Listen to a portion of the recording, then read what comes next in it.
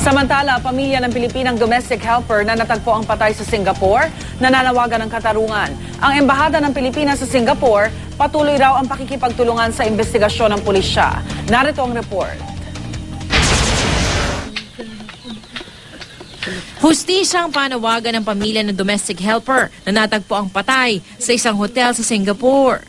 Linggo ng gabi, nang matagpuan ang katawan ni Rezeline Venegas at ang hinihinalang boyfriend na Bangladeshi sa isang hotel sa Geylang, Singapore.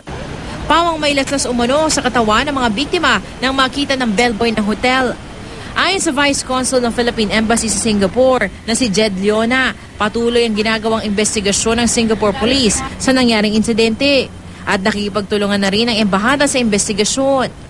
Nabalitaan lamang daw ng pamilya Venegas sa Tagudin, Ilocos Sur ang nangyari kay Rezeline na magpunta sa Regional Office ng Department of Foreign Affairs sa San Fernando, La Union.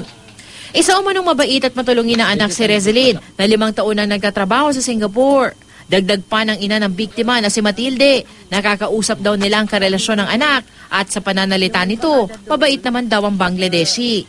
Inaasahan ngayong linggo darating sa Tagudin ng labi ni Rezeline at sasagutin ng kanyang employer ang pagpapauwi dito. Para sa unang balita, Salima Rafran reporting.